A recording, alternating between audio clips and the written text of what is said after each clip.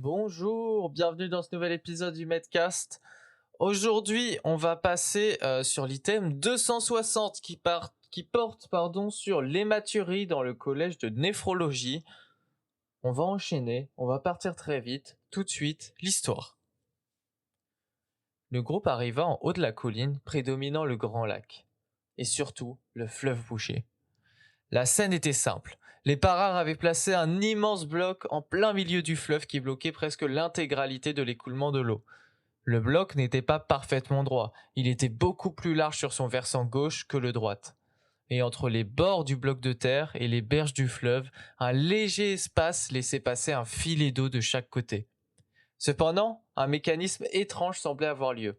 Du côté gauche, là où le bloc était plus large, le filet laissait passer une eau claire, limpide, alors qu'à l'opposé, l'eau était d'un rouge pourpre. Trizzy s'avança et montra le côté pourpre. Là-bas, le bloc de terre ajouté par les Parares avait endommagé la berge du fleuve. Sous la première couche, une seconde, rouge, permettait le changement de couleur de l'eau. Lorsque les deux filets s'écoulaient dans le fond du lit du fleuve, les couleurs se mélangeaient au fil des mètres, entremêlant le bleu turquoise de l'eau et le rouge pourpre.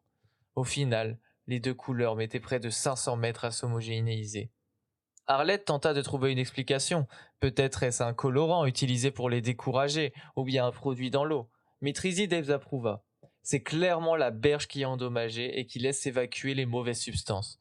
Mais de l'autre côté, celui dont l'eau est claire a d'autres problèmes. Pression plus forte entre autres. Finalement, ce mélange de couleurs créant un décor visuel unique cachait une origine bien moins envieuse. Le fleuve, par ce bloc de terre simple, avait été blessé dans sa forme, dans son dynamisme, dans sa santé. La question devenait que faire? Faut-il analyser l'eau, sa composition? Faut-il étudier sa texture ou son visuel? Faut-il aller dans le lit du fleuve pour visualiser les impacts concrets sur les parois? Au final, cette même question, pouvant être naturelle, n'avait pas de sens dans ce cas. La cause était claire et il fallait s'en occuper en priorité. L'analyse du fleuve leur avait pris un peu de temps, mais ce qu'ils n'avaient pas vu, c'était l'activité des Parares aux alentours. Ils étaient des centaines dans un camp de fortune, des dizaines de tentes à l'écart et au plus près du fleuve des engins de défense. Ils avaient construit une catapulte et des arbalètes géantes. Ils s'attendaient à être attaqués et étaient prêts à riposter. Un corps apparut devant eux. Un Parare était là, en face d'eux, avec un sourire malveillant. Puis d'autres firent également leur apparition sur les côtés. Le groupe se retourna, il y en avait derrière aussi. Ils étaient encerclés. 10 miliciens, autour d'eux, armés de lances, les empêchant de bouger. Puis un bruit venant de loin, un sifflement dans les airs, une ombre sur le sol s'avançant vers eux. C'était la catapulte, en bas, qui venait de tirer. Fin de cette courte histoire. Est-ce que vous avez vu un petit peu ce qui s'est passé, les quelques parallèles à faire avec l'hématurie? En tout cas, moi, je vais vous décrire tout ça maintenant. On va commencer par la définition simple. Qu'est-ce que c'est une hématurie? Une hématurie, c'est la présence anormale d'hématies dans les urines. Cette hématurie, elle est dite macroscopique si elle est visible à l'œil nu, par une couleur rouge des urines, et elle est dite microscopique, si elle n'est pas visible à l'œil nu. Dans notre histoire, les deux côtés du bloc de terre représentent chacun un type. À gauche, l'eau est claire, c'est l'hématurie microscopique. À droite, elle est rouge, c'est l'hématurie macroscopique. Pour détecter l'hématurie microscopique, on peut faire une bandelette urinaire. Elle a une très bonne sensibilité, mais une moins bonne spécificité. Ce qui fait qu'on va avoir des faux positifs. Donc pour confirmer l'hématurie, il faut faire un ECBU, et la valeur qu'on considère, c'est plus de 10 hématies par millimètre cube ou plus de 10 000 hématies par millilitre. La bandelette urinaire, elle détecte les hématies à partir de 5 hématies par millimètre cube. Et si on dose l'hématurie macroscopique aussi par un ECBU, on va trouver au moins 500 hématies par millimètre cube. Ça, c'est les 500 mètres que met l'eau avant de s'homogénéiser. C'est juste pour avoir une même valeur.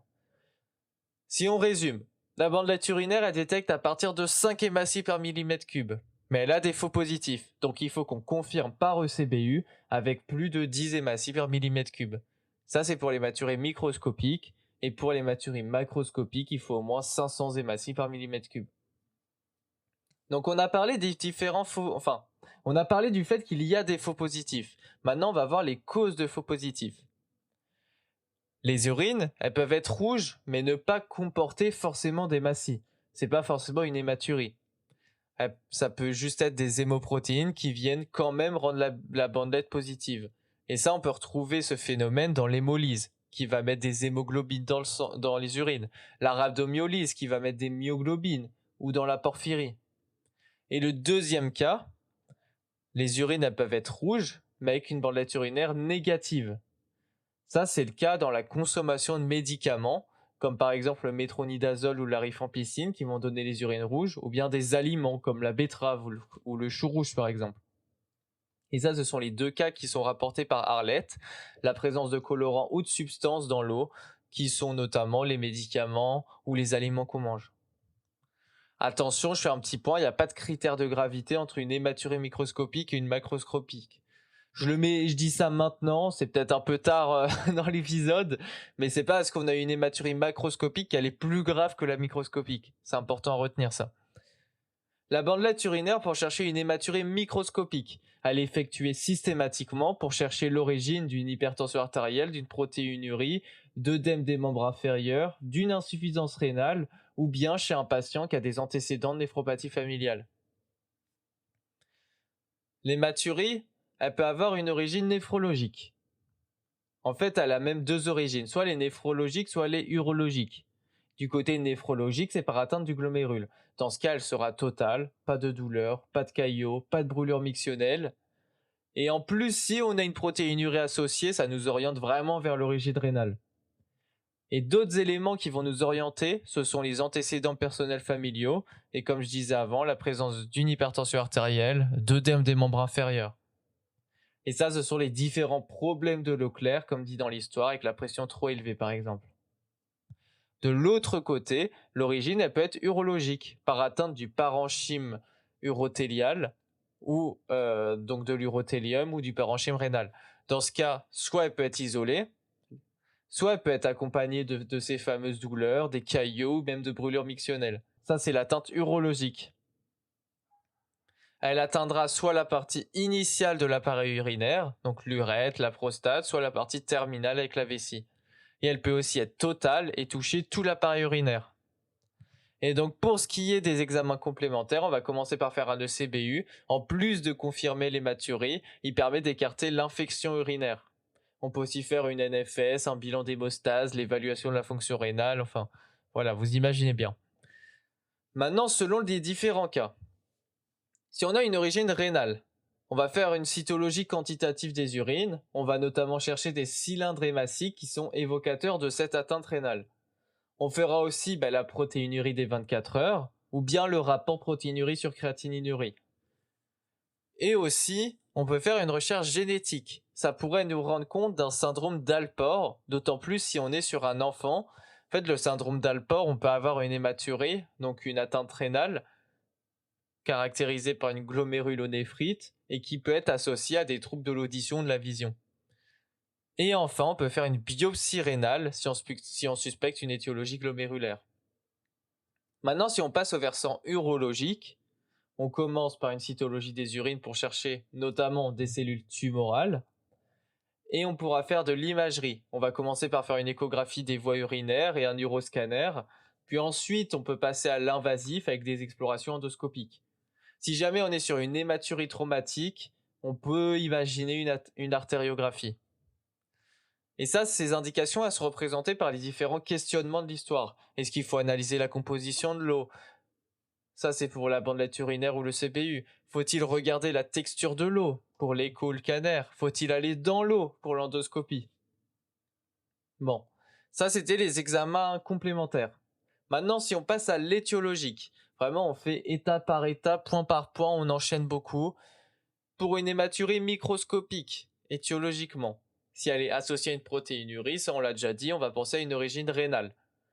Les principales causes, c'est les glomérulonéphrite, le syndrome d'Alport, les néphropathies interstitielles aiguës ou le syndrome hémolytique et urémique. De l'autre côté, pour une hématurie macroscopique, on pense d'abord à une cause urologique.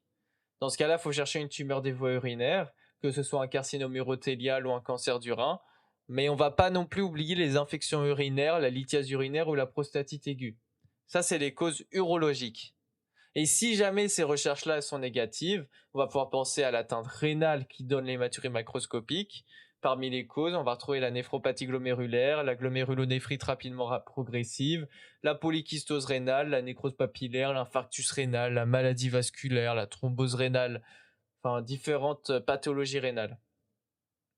Et donc ça, pour symboliser ça, je sais que c'est un peu tordu comme raisonnement, mais c'est la largeur du bloc de terre. À gauche, il est plus large pour l'hématurie microscopique, donc on remonte plus haut, au niveau rénal notamment. Alors que de l'autre côté, le bloc il est moins large. On a une atteinte des berges, une hématurie macroscopique, donc plus souvent c'est une atteinte urologique. Enfin bon, ça après, c'est peut-être pas le meilleur moyen mémotechnique que j'ai inventé, mais mais je vous le donne quand même, on sait jamais, peut-être ça peut aider une personne. Ensuite, pour terminer cet épisode, par une hémorragie importante, on peut avoir un caillotage au niveau vésical. Dans ce cas-là, il va falloir chercher une rétention urinaire aiguë sur caillotage. On va aussi chercher une douleur de colique néphrétique, voire un choc hémorragique. On peut aussi chercher une fièvre, une pyélonéphrite ou même la prise d'anticoagulants. Et ça, ce caillotage, on va le traiter par une sonde vésicale à double courant pour irriguer la vessie avec un lavage continu. Mais parfois, il faudra faire un décaillotage endoscopique directement au bloc. Et là-dessus, on a fait le tour de l'hématurie de manière générale. On a vu à peu près ce qu'il fallait savoir. Donc vraiment, faut savoir différencier hématurie microscopique et macroscopique. Il faut savoir connaître que les causes elles peuvent être rénales ou urologiques. Et après, globalement, ça découle, hein. Ça découle bien. Bandelette urinaire, ECBU, les différents examens, les différentes étiologies. Globalement, c'est pas l'item le plus compliqué. En tout cas, je vous remercie d'avoir écouté. Je vous souhaite de bonnes révisions.